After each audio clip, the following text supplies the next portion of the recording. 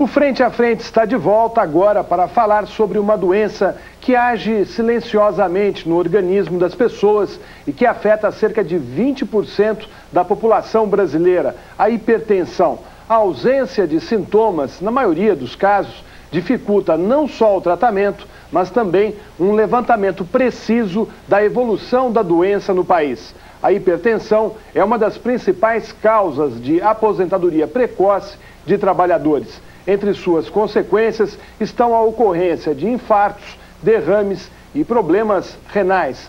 Para falar sobre hipertensão, eu estou recebendo a visita do nefrologista Décio Mignon Júnior, chefe da Liga de Hipertensão do Hospital das Clínicas de São Paulo, que atende em média 700 pacientes por mês e autor do livro Abaixo a Pressão. Boa noite, doutor Décio. Boa noite. O que é hipertensão? Toda vez que uma pessoa tem níveis de pressão arterial acima de 14/9, ela é hipertensa. Quer dizer, então nós sabemos que toda vez que a pressão está 140/90, ou popular 14/9, ou mais do que isso, existe um risco de todas essas consequências que você falou. A hipertensão está ligada a qual causa? Quer dizer, o que causa a hipertensão? Na maior parte das vezes, nós temos dois fatores. Um fator genético que a pessoa herda da família, geralmente o pai ou a mãe são hipertensos, e um outro fator ligado a aspectos do ambiente.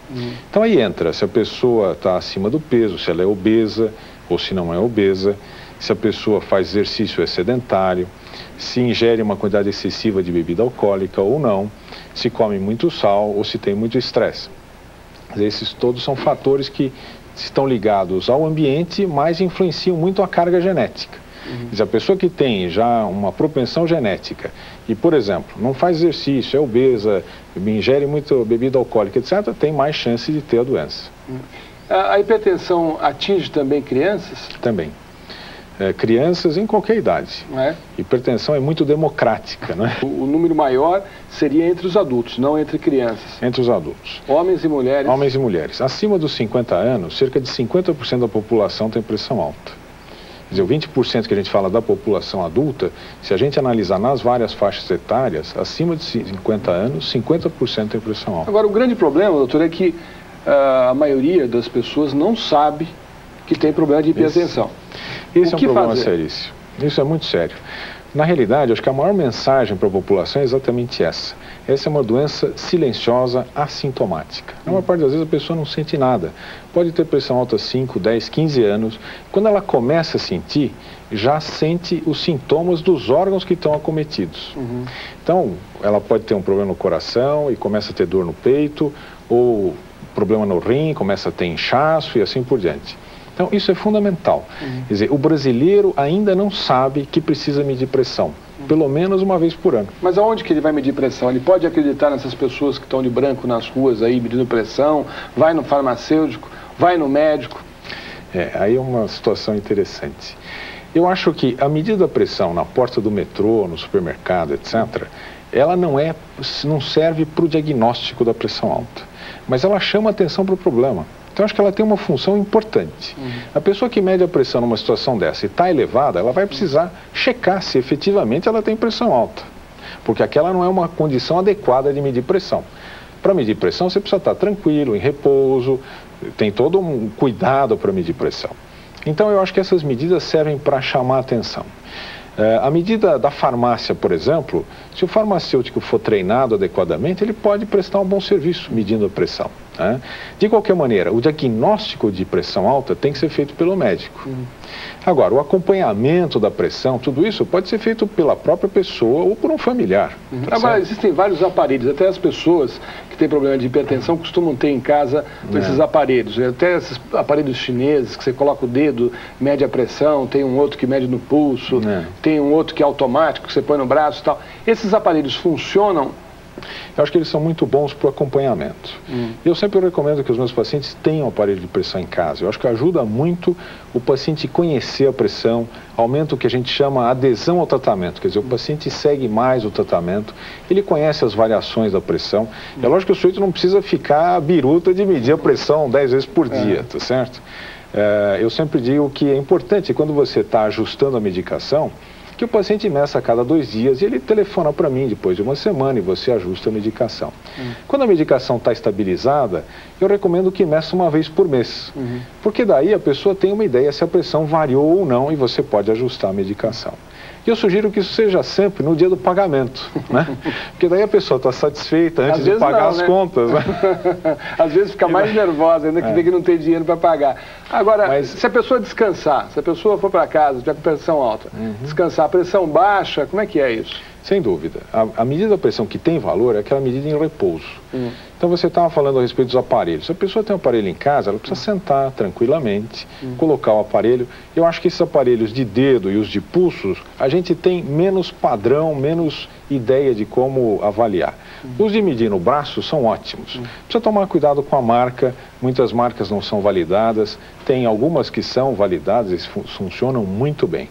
E daí a pessoa tranquilamente mede a pressão. Não pode ficar olhando para o visorzinho, né? Senão já fica excitada ali toda vez que você faz um cálculo aritmético ou faz qualquer raciocínio, a pressão sobe. Agora, você estava falando uma coisa antes de começar o programa que me alertou para um perigo. O senhor disse que esses medidores de pressão, eles não medem direito dependendo do tamanho do braço da pessoa. Por que acontece isso?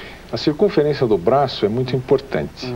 E muitas vezes esse é um aspecto negligenciado pelos próprios colegas. Quer dizer, a rigor, se você tem um braço muito fino para o manguito que a gente usa habitualmente, a pressão vai ser falsamente baixa. Por isso que a maior parte das mulheres tem aí uma pressão de 9/6, 8/4.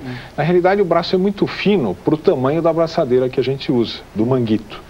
Por outro lado, se você tiver um braço muito grande, o braço do Mike Tyson, por exemplo, você colocando esse manguito que a gente usa, a pressão vai ser falsamente alta, porque o manguito tem que exercer uma pressão muito grande para fechar a artéria, para a gente poder começar a medir a pressão.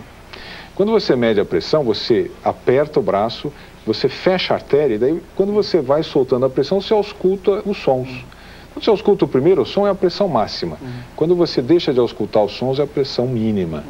Então, tudo depende do manguito. E o que o médico deve fazer? Ele deve procurar um novo aparelho? Então, a rigor, o médico deveria usar vários tamanhos de manguito. Mas isso não é prático, isso é caro, as fábricas não têm. Então, o que a gente recomenda é que ele use uma tabela de correção.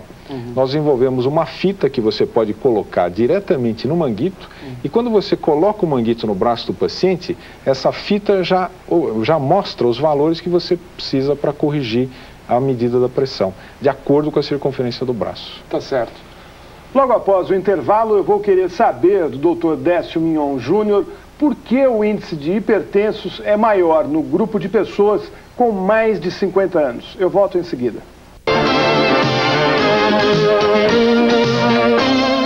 E o Frente a Frente está de volta para conversar com o Dr. Décio Mignon Júnior sobre hipertensão. Dr. Décio, eu no fim do bloco anterior deixei uma pergunta no ar. Por que as pessoas com mais de 50 anos são justamente as que têm problemas com hipertensão? Então, veja, nós sabemos que existem vários fatores que levam a pessoa com mais de 50 anos a ter pressão mais frequentemente.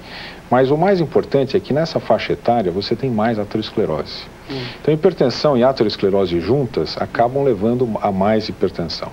E, curiosamente, acima dos 50 anos, a hipertensão é mais frequente nas mulheres do que nos homens, provavelmente por causa da menopausa. Quer dizer, a falta de hormônios acaba levando, provavelmente, a mais hipertensão. Agora, os médicos dizem que o excesso de sal na comida faz a pressão subir. Agora, existe alguma pesquisa que mostre que o não consumo de sal faz realmente reduzir a hipertensão? Durante muito tempo se quis dizer que o sal era o grande vilão da história, tá certo? Mas na realidade o sal não causa hipertensão. Ele está relacionado à elevação da pressão. Então, em excesso, em algumas pessoas ele pode levar ao aumento da pressão. Hoje nós sabemos que cerca de 50% da população é o que a gente chama de sal sensível. Então, se a pessoa come muito sal, a pressão pode subir. Os outros 50% são os que a gente chama de sal resistentes. Você pode comer sal e a pressão não vai subir. Então, esse é um conhecimento importante, quer dizer, nem todas as pessoas são sensíveis a sal. Quer dizer, então, o sal não é o grande vilão. Ele está ligado epidemiologicamente, a gente sabe que as populações que comem mais sal têm mais hipertensão. E as que comem menos sal, os índios Yanomami, por exemplo, não têm hipertensão. E a pressão não sobe com a idade. Os idosos não têm níveis mais altos de pressão. Então o sal estaria relacionado, mas de qualquer maneira ele não é uma causa da pressão alta. Quais os riscos que uma pessoa que trabalha com muita pressão, sob muita pressão, corre no dia a dia? Essa é uma pergunta interessante porque o estresse, a tensão, pode subir pressão, mas também não leva à hipertensão. Nós não temos dados que mostrem que a pessoa que está submetida ao estresse, ela acabe ficando hipertensa. Ela pode ter uma elevação da pressão temporariamente, não é? Agora, existem alguns dados que são interessantes, mostrando que determinadas profissões têm mais hipertensão do que outras. E a área de jornalismo, por exemplo, é uma área que parece ter mais hipertensão. Todas essas áreas ligadas a prazos, você precisa fechar matéria e muito tempo limitado, etc., parece que estão mais ligados à hipertensão. De qualquer maneira, é um dado que a gente ainda não sabe muito bem. Agora, uma pesquisa nos Estados Unidos constatou que as mudanças de hábito propostas pelos médicos aos pacientes acabaram tendo melhor resultado nos homens do que nas mulheres, ou seja, a hipertensão dos homens diminuiu e nas mulheres com um menor número. Por que isso? Isso provavelmente está muito ligado à questão de obesidade, né? Toda vez que você reduz pressão arterial, você sempre pensa em reduzir peso. Reduzir peso é muito difícil, é uma situação onde geralmente a gente falha, não é? Eu acho que hoje em dia nós estamos numa situação em relação à hipertensão, à obesidade, todas essas doenças crônicas, onde nós sabemos exatamente o que fazer. Os remédios são ótimos, controlam a pressão, têm poucos efeitos colaterais, etc. Nós não sabemos como convencer as pessoas a seguirem as orientações. Quer dizer, como é que você convence uma pessoa a tomar remédio ou a fazer exercício, comer com pouco sal, etc., durante 10, 20, 30, 40 anos? Elas interrompem. Isso é muito difícil. É a mesma coisa em relação ao cigarro. Quer dizer, todo mundo sabe que o cigarro faz mal, tá certo? Por que as pessoas não param todas de fumar? Porque é difícil. O cigarro também eleva a pressão? O cigarro eleva temporariamente a pressão. Ele está mais ligado à aterosclerose, mas como as duas andam juntas, ele acaba sendo um aspecto importante no tratamento global. A pressão baixa, a pessoa que tem a pressão muito baixa, ela corre risco de vida? É perigoso? Não, eu costumo dizer que a pressão baixa é saúde, não é? Quanto mais baixa a pressão, maior a sobrevida da pessoa, quer dizer, maior a expectativa de vida. E de maneira geral, são raríssimas as doenças em que a pessoa efetivamente tem pressão baixa. Ela não consegue levantar, é uma doença séria, mas habitualmente isso significa saúde. No caso da pressão alta, o senhor costuma, em alguns casos, indicar remédios? E esses remédios não podem criar problemas outros na saúde da pessoa? Veja, o tratamento da pressão alta envolve o tratamento não medicamentoso, ou seja, sem remédios, e o tratamento com remédios, não é? O tratamento sem remédios envolve o exercício, a redução de peso, manter o peso dentro do peso ideal, reduzir bebida alcoólica, ingestão de sal, estresse. E o tratamento com remédios envolve uma série de classes de drogas que são muito eficientes em reduzir a pressão e geralmente não trazem problemas, não trazem consequências adicionais. As drogas mais modernas realmente têm muito poucos efeitos colaterais.